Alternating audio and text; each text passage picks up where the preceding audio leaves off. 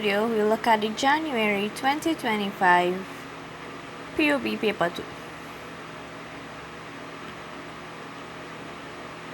Our first question goes, Rachel Kaur is the owner of Good Care Beauty Salon. The salon consists of two departments, nails and hair. The nails department comprises 5 technicians and is supervised by Julian Jones. The hair department comprises 7 stylists and is supervised by Kaylee Scott. Rachel Kaur manages the business and is assisted by an accounting clerk, Maxine Stamp. Use the information in the scenario above to complete the following organizational chart for Good Care Beauty Salon. The title and name of the businesses must be stated in each. The name and title of employees must be stated in each case. An example has been provided for you. Okay, so the answers that we have for 1, 2, and 3 would be 1 is Maxine Stamp, not Snapman. Who's the accounts clerk? Julian Jones, which is the supervisor of nails department, and Kaylee Scott, who is the supervisor of hair department. Our next question. State the span of control of the manager of Good Care Beauty Salon. So our manager is Rachel Kaur. Her span of control is 3. This is because Rachel Kaur directly supervises 3 persons, the accounting clerk, the nail supervisor, and hair supervisor. Next question. Identify 2 potential sources of conflict that may occur between the manager and employees of Good Care Beauty Salon. Poor communication between the manager and employees, as well as disagreements over duties, wages, working hours, or working conditions. Now describe which of the following strategies used in the resolution of conflict in an organization. We have to talk about both mediation and arbitration. So mediation is the method of settling conflict where a neutral third party helps the people in dispute to discuss the problem and reach an agreement. The mediator does not force a decision on the parties. Instead, the mediator guides the discussion so both sides can understand each other and find a peaceful solution. Arbitration now is a method of resolving conflict where a neutral third party listens to both sides of the dispute and then makes a decision. Unlike mediation, the arbitrator's decision may be final and binding depending on the agreement between the parties. Next question is to list 4 characteristics of a good leader. We have good communication skills, fairness, confidence, ability to motivate others, but obviously there are many other acceptable answers like honesty, responsibility, good decision making, patience, empathy, creativity, discipline. There's so many possible answers you could use for a question like this, but it's just 1 4. Next question. Explain 2 benefits of a manager adopting a democratic style of leadership rather than an authoritarian style of leadership. We have 1 benefit of a democratic leadership style is that it can increase employee motivation and morale. In a democratic style, employees are allowed to share ideas and participate in decision making. This makes them feel valued and respected.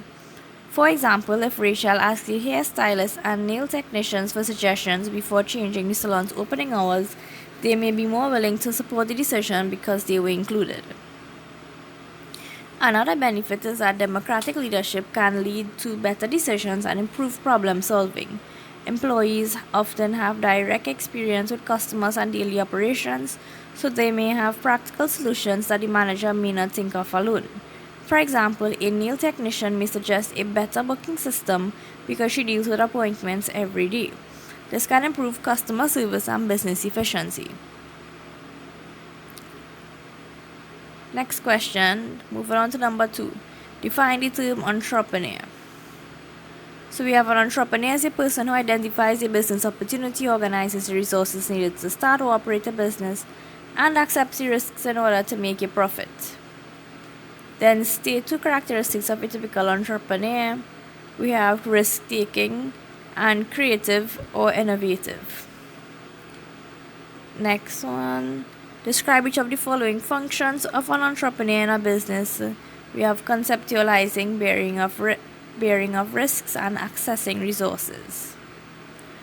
So first, conceptualizing is the process of thinking and developing a business idea. The entrepreneur identifies an opportunity, imagines how the business will operate, and plans how the product or service will satisfy customers' needs. Now we have to talk about bearing of risks. This means that the entrepreneur accepts the possibility of loss when starting or operating a business. The entrepreneur invests time, money, and effort even though the business may not succeed. Next question. Now, accessing resources now. So this means obtaining the land, labor, capital, raw materials, equipment, and finance needed to operate the business. The entrepreneur must gather and organize these resources so that production can take place. Next question. Outline 2 roles of entrepreneurship in the development of Caribbean economies. Okay, so one role of entrepreneurship is that it creates employment.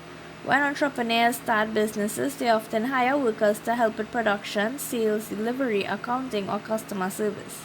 This reduces unemployment and allows more people to earn an income. For example, a bakery may employ bakers and delivery drivers. Another role is that entrepreneurship increases the production of goods and services. Entrepreneurs introduce new businesses, products, and services to meet customers' needs. This increases economic activity and helps the country become more productive. For example, entrepreneurs in tourism, agriculture, and food production can help Caribbean countries earn more income. Next question. Karim wants to open a restaurant to sell fried chicken in the capital city of San Leo. Explain how Karim could comply with 2 government regulations or policies for the protection of the environment and or public health when establishing and operating the business.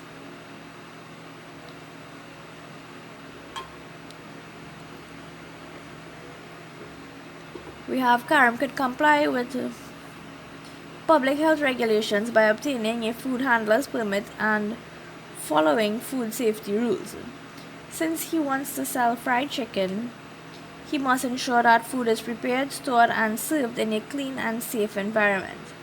Workers should wash their hands, wear clean clothing or hairnets, store raw and cooked food separately, and keep the kitchen free from pests. This reduces the risk of food poisoning and protects customers' health.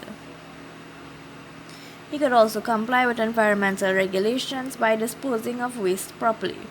A fried chicken restaurant will produce waste such as used cooking oil, food scraps, packaging, and wastewater.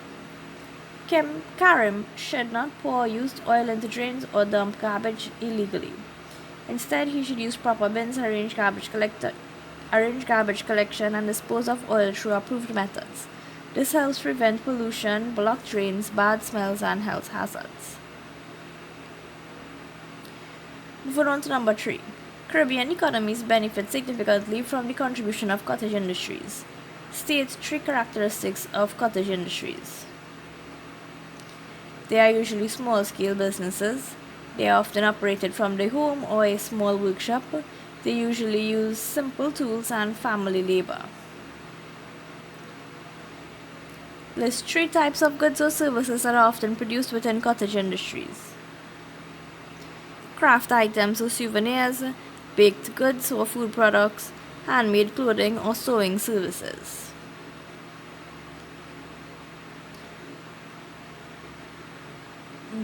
Next question. I have no idea why this page is still like this in this past paper.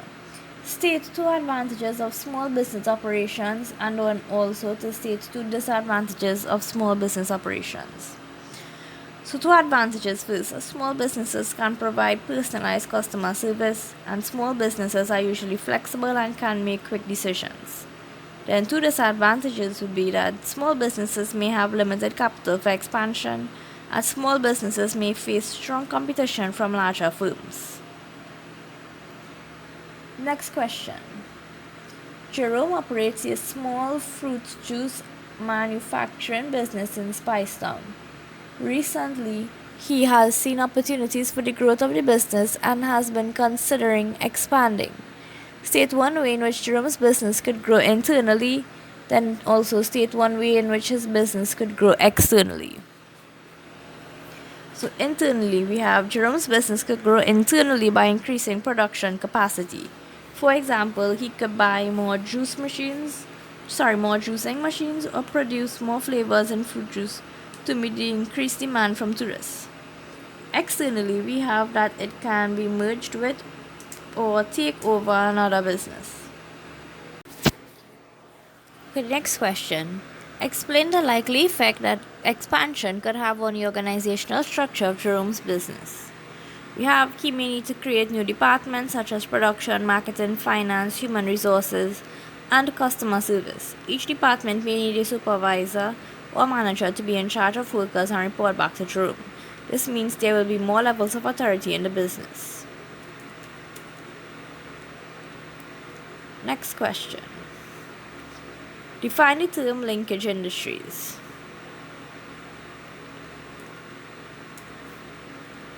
So we have linkage industries are industries that are connected because one industry depends on another for inputs, supply, services, or markets.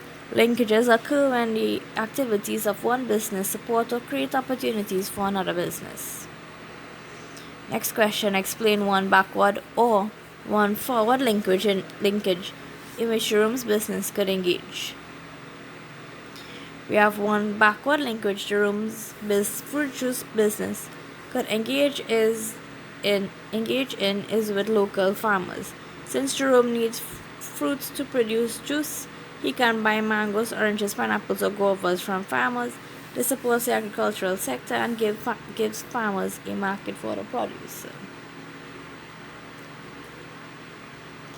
Next question is list 4 methods of retailing.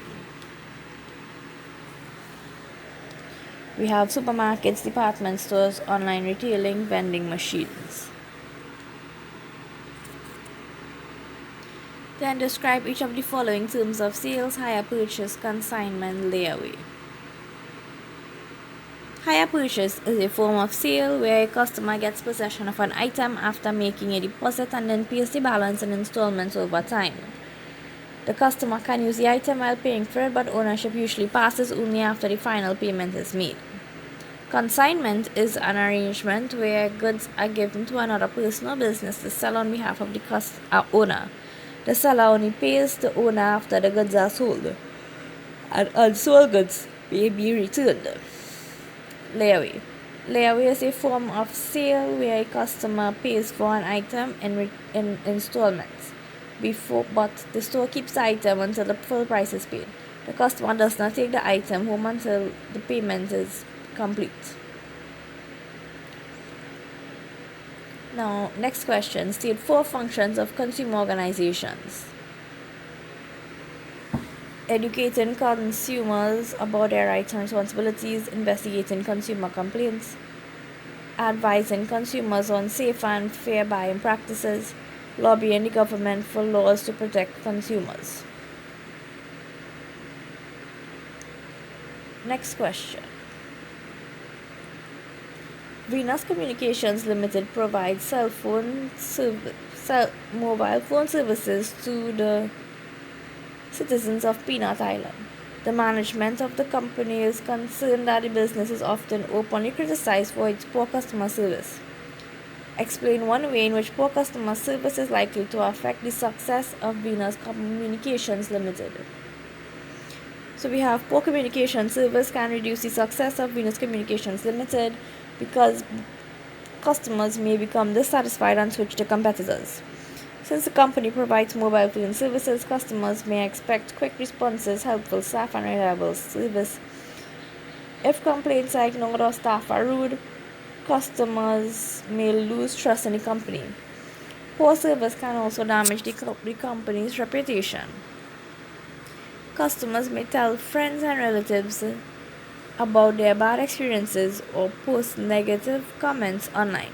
This can discourage new customers from joining the company and may reduce sales, profits, and customer loyalty.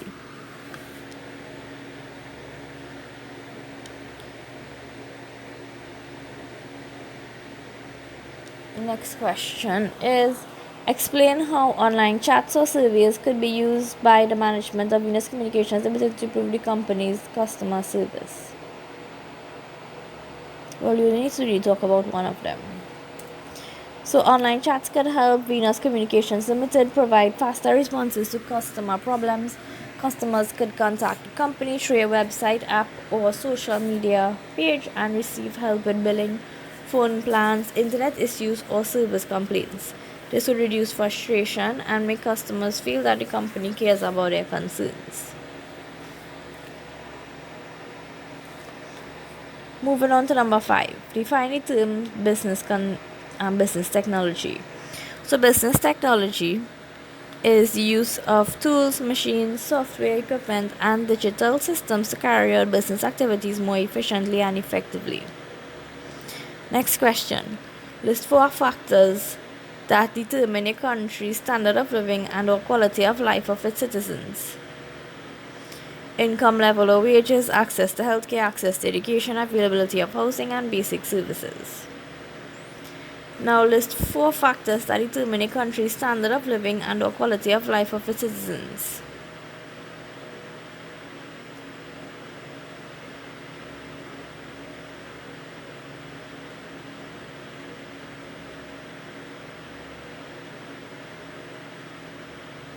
Sorry, did we just read that one? Next question is, define each of the following terms. Did we read what business technology is? Yes, we did. Okay. Yes, okay, moving on to the next one then. Define each of the following terms. Gross domestic product or GDP, gross national product GNP. So we have GDP is the total value of goods and services produced within a country over a specific period, usually 1 year. And GNP is the total value of goods and services produced by the citizens or residents of a country, both inside and outside of the country, over a specific period. Next question. Low levels of production is a major economic problem facing Caribbean countries. Outline 2 possible solutions other than education to this economic problem. We have one possible solution is to invest in better technology and equipment. Modern machinery, computers, and production systems can help businesses produce more goods and services in less time.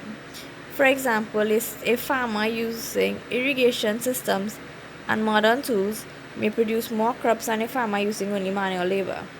Another solution is to improve infrastructure such as roads, ports, electricity, water supply, and internet access.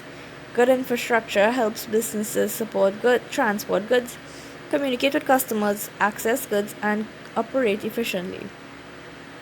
For example, better roads can reduce delays in moving agricultural products from farms to markets. Next question. Explain 2 ways in which investment in education by Caribbean governments can lead to an increase in the production of goods and services in the region. One way education can increase production is by creating a more skilled and productive workforce. When citizens receive better education and training, they receive better knowledge and skills needed to work in areas such as agriculture, manufacturing, tourism, business, healthcare, and technology. Skilled workers may make fewer mistakes while use resources more efficiently and produce higher quality goods and services. For example, trained technicians can repair machines quickly, reducing downtime in factories. Another way is that education encourages innovation and entrepreneurship. Educated persons are more likely to develop new business ideas, improve production methods, and use technology effectively. This can lead to the creation of new businesses and industries in the Caribbean. For example, someone trained in food technology may develop new packaged local products for export, increasing production and earning foreign exchange. And that is the end of this paper. Thank you all for watching.